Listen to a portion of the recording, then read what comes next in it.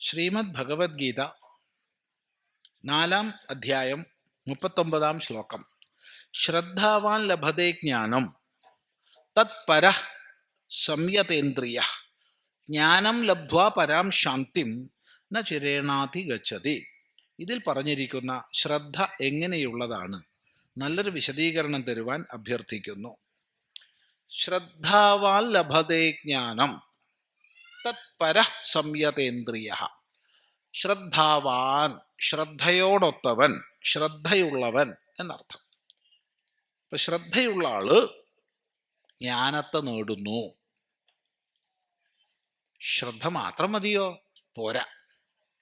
തത്പരഃ, അത് തന്നെ പരം എന്നുള്ള ഭാവം വേണം. പോരാ. സംയതേന്ദ്രിയ, ഇന്ദ്രിയങ്ങളെ നല്ലതുപോലെ നിയന്ത്രിക്കാനുള്ള ശേഷി വേണം. ഇങ്ങനെയുള്ള ആള് ജ്ഞാനത്തെ നേടുന്നു എന്നാണ് പറയുന്നത്. ഇവിടെ എന്താണ് ശ്രദ്ധ?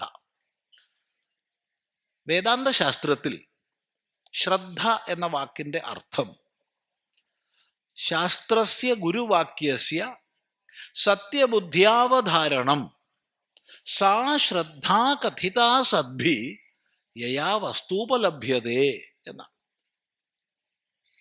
ഭഗവാൻ ഭാഷ്യകാരൻ ശങ്കരാചാര്യസ്വാമികൾ ശ്രദ്ധയെ നിർവചിക്കുന്നതാണ് ഈ വാക്യം. എന്താണ് ശ്രദ്ധ?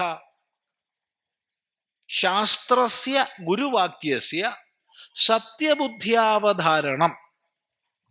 ശാസ്ത്രത്തിൻ്റെയും ഗുരുവാക്യത്തിൻ്റെയും സത്യത്വബുദ്ധിയോടുകൂടിയുള്ള ഉൾക്കൊള്ളലാണ് ശ്രദ്ധ. ഒന്നുകൂടി പറയാം. ശാസ്ത്രത്തിൻ്റെയും ഗുരുവാക്യത്തിൻ്റെയും സത്യത്വബുദ്ധിയോടുകൂടിയുള്ള ഉൾക്കൊള്ളലാണ് ശ്രദ്ധ. എന്ന് വെച്ചാൽ ശാസ്ത്രം പറയുന്നത് ശരിയാണ്, ഗുരുനാഥൻ പറയുന്നത് ശരിയാണ് എന്ന ഉത്തമമായ ബോധം. അങ്ങനെ ഗുരുവാക്യത്തെയും ശാസ്ത്രവാക്യത്തെയും സ്വീകരിക്കുന്നതിന് പറയുന്ന പേരാണ് ശ്രദ്ധ. സാ ശ്രദ്ധ കഥിത സദ്ഭിഹി, സജ്ജനങ്ങളാൽ അതാണ് ശ്രദ്ധ എന്ന് പറയപ്പെടുന്നു. യയാ വസ്തുപലഭ്യതേ, യാതൊന്നിനെ കൊണ്ട് ആത്മബോധം ഉണ്ടാകുന്നുവോ.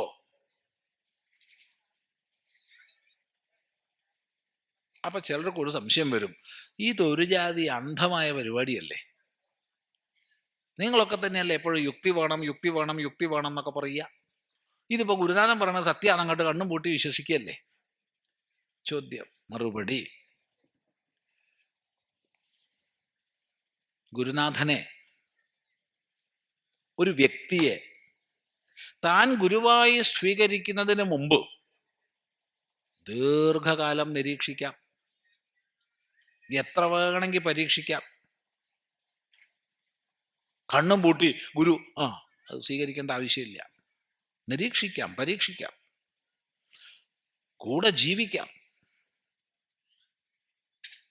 അത്തരം ജീവിത നിരീക്ഷണ പരീക്ഷണങ്ങളിലൂടെ നമുക്ക് ബോധിക്കും ഇയാൾ പറയുന്നത് പ്രവർത്തിക്കുന്ന ആളാണ്, ഇയാൾ മറ്റെന്തിനെങ്കിലും വേണ്ടി ഉപദേശിക്കുന്ന ആളല്ല.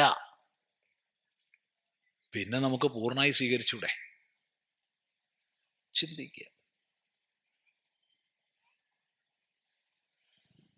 അല്ലാണ്ട് ഓരോന്നിൽ എടുത്ത് ചാടിക്കഴിഞ്ഞാൽ പിന്നെ നാളെ ദുഃഖാവില്ലേ? നല്ലപോലെ നിരീക്ഷിക്കണം. ഗുരു ശിഷ്യനെ നിരീക്ഷിക്കുന്നതിലുപരി ശിഷ്യൻ ഗുരുവെ നിരീക്ഷിക്കണം. എപ്പോ? ഗുരുവെ സ്വീകരിക്കുന്നതിന് മുമ്പ്. അല്ലാണ്ട് ഓരോന്ന് പോയി ചാടിയിട്ട് പിന്നെ നാളെ ദുഃഖിക്കരുത്. ശ്രീരാമകൃഷ്ണദേവൻ പറയും, ചെറിയ നീർക്കോലി വലിയ തവളയെ പിടിച്ചു വന്നു. നോക്കണേ, ചെറിയ നീർക്കോലി വലിയ തവളയെ പിടിച്ചു. ഭഗവാനെ, ഒന്ന് വിഴുങ്ങി കിട്ടിയാൽ മതിയായിരുന്നു. പറ്റില്ല. എന്നാ ഒന്ന് രക്ഷപ്പെട്ടാൽ മതിയായിരുന്നു. അതുമില്ല. ഇതാണ് തവളയുടെ സ്ഥിതി. നീർക്കോലിയുടെ സ്ഥിതിയോ, ഒന്നുകിൽ ഇതിനെ കഴിക്കണം അല്ലെങ്കിൽ വിടാൻ തോന്നണം. അത് തോന്നണമില്ല. ഇതിങ്ങനെ വിഴുങ്ങാൻ നോക്കുമ്പോഴത്തേക്ക് തവളയെല്ലാം കൂടി പ്രാണായാമമൊക്കെ ചെയ്ത് വലുതായിട്ട് അപ്പോഴത്തേക്കിന് വിഴുങ്ങാൻ പറ്റില്ല. എന്നാ അതിനെ വിടാൻ തോന്നണ്ടേ, അതോട്ട് തോന്നുകയില്ല. ഇങ്ങനെ പിടിയും വലിയും അങ്ങനെ ആയിപ്പോരുതേ. ഇങ്ങനെ ഗുരു ശിഷ്യനുള്ള പിടിയും വലിയും പാടില്ല. അതുകൊണ്ട് നല്ലപോലെ നിരീക്ഷിക്കാം, അല്ലാണ്ട് ഒന്നിലേക്ക് എടുത്ത് ചാടരുത്. ഇത് പറയുമ്പോൾ ഓർമ്മ വരുന്നത് ഏതാനും മാസം മുമ്പുണ്ടായൊരു സംഭവം. വല്ലാതെ ഉള്ളു തട്ടിയിട്ടുണ്ട്. ഒരാൾ ആശ്രമത്തിൽ വന്നു, കാഷായ വസ്ത്രമൊക്കെയാ, മുട്ട പിടിച്ചിട്ടുണ്ട്. പേര് ചോദിച്ചപ്പോൾ സന്യാസിയുടെ പേരാ. കുറച്ച് വർത്തമാനമൊക്കെ പറഞ്ഞപ്പോൾ കുറച്ച് കഴിയുമ്പോൾ ഇയാൾ കരയാൻ തുടങ്ങി. ഭഗവാനെ, ഒരു സന്യാസി ഇരുന്ന് കരഞ്ഞാൽ വല്ല സുഖമുണ്ടോ? സ്വാമി എന്നെ രക്ഷിക്കണം. ഞാൻ രക്ഷിക്കണം? ഞാനാരാ നിങ്ങളെ രക്ഷിക്കാൻ? എന്താ പ്രശ്നം പറയൂ, എന്നാലല്ലേ അറിയുള്ളൂ. സ്വാമി, എനിക്ക് സന്യാസം കൊണ്ടടക്കാൻ പറ്റണില്ല. വേണ്ട, കൊണ്ടടക്കണ്ട. നിങ്ങൾ എങ്ങനെ എടുത്തത്? എൻ്റെ സ്വാമി, ഞാൻ ഒരു ആശ്രമത്തിൽ എൻ്റെ ഒരു ദുഃഖം പറയാൻ വേണ്ടിയിട്ട് പോയതാ, ഒരു സങ്കടം പറയാൻ വേണ്ടി പോയതാ, ഒരു പരിഹാരം കിട്ടാൻ വേണ്ടിയിട്ട്. അവിടുത്തെ സ്വാമിയാർ എന്നോട് പറഞ്ഞു, നീ പോയി കുളിച്ചു വാടാ. കുളിച്ചു വന്നു. മുട്ട പിടിക്കടാ. മുട്ട പിടിച്ചു. എന്നാ പിടിച്ചോ കാവി, ഇന്ന് മുതൽക്ക് നീ ഇന്ന സന്യാസിയാ. നോക്കണേ, ആളെ പറ്റിക്കണേന്നൊരു കണക്കില്ലേ? ഇങ്ങനെ ഉണ്ടോ മനുഷ്യനെ പറ്റിക്കുക? ഇനി ഞാൻ എന്താ സ്വാമി ചെയ്യുക? ചിലർ പറഞ്ഞു സന്യാസം ഉപേക്ഷിച്ചാൽ പാപമാണെന്ന്. ഇയാൾക്ക് പാപഭയം. ഞാൻ പറഞ്ഞു, ഒരു കുഴപ്പമില്ല. നിങ്ങളൊരു കാര്യം ചെയ്യൂ, നിങ്ങൾക്ക് ഈ സാധനം തന്ന ഗുരു ഇന്ന് ജീവനോടെ ഉണ്ടോ? ഉണ്ട് സ്വാമി. എന്നാ അവിടെ പോവുക, എന്നിട്ട് പറയുക, ഇത് നിങ്ങൾ തന്നെ വെച്ചോളൂ എന്ന് പറഞ്ഞിട്ട് ഇതൊക്കെ കൊണ്ട് അഴിച്ചു വെക്കുക. എന്നിട്ട് നിങ്ങളൊരു വെള്ള തുണി എടുത്തിട്ട് പോരുക. അത് വേണോ? വേണ്ട. വേറെ വല്ല വഴിയും പറഞ്ഞു തരാമോ സ്വാമി? ഓ, പറഞ്ഞുതരാം. ഗംഗാജിയുടെ അടുത്ത് പോവുക, ഗംഗാതീരത്ത് പോവുക, നല്ല നല്ല മുങ്ങി കുളിക്കുക. എന്നിട്ട് പറയാം, അമ്മേ, ഞാൻ സന്യസിക്കണമെന്നൊന്നും വിചാരിച്ചതല്ല, ഒരു സ്വാമിയാർ എന്നെ പറ്റിച്ചതാ, അതുകൊണ്ട് ഞാൻ അത് ഉപേക്ഷിക്കുകയാണ് എന്ന് പറഞ്ഞാൽ ആ വസ്ത്രമൊക്കെ അവിടെ അഴിച്ചു വെക്കുക. എന്നിട്ട് കുളിക്കുക.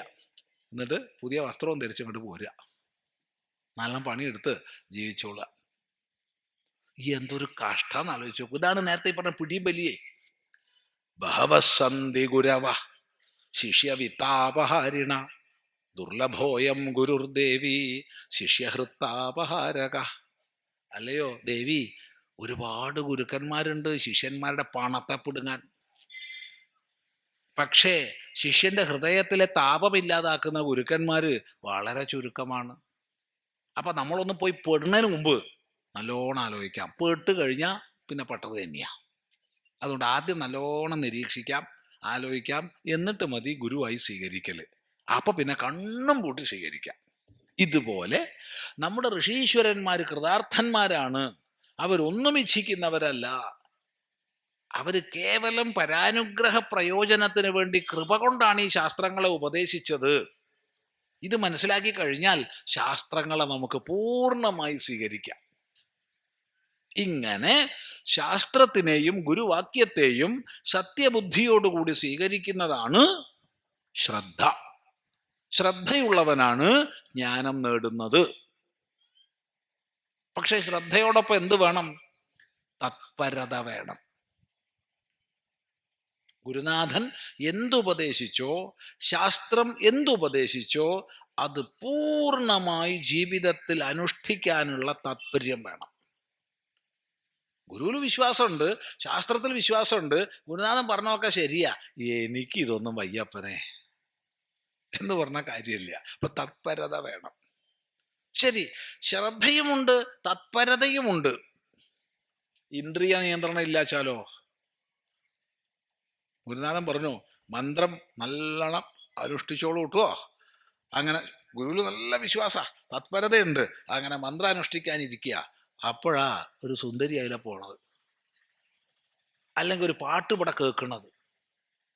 ഒരു പാട്ട് കേട്ടു, രണ്ട് ചെവി അങ്ങോട്ട് പോയി. അല്ലെങ്കിൽ എന്തോ പൊരിക്കുകയെ വറക്കുകയൊക്കെ ചെയ്യണം, മണം, മൂക്ക് രണ്ടും അങ്ങോട്ട് പോയി. ഇല്ലേ? കണ്ണ് മാത്രമേ പോകുള്ളോ? മൂക്ക് മാത്രമേ പോകുള്ളോ? ചെവി മാത്രമേ പോകുള്ളോ? കൂടെ മനസ്സും പോവില്ലേ?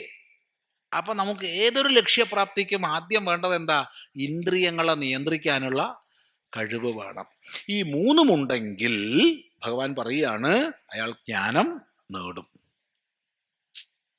ശ്രദ്ധിക്കുക.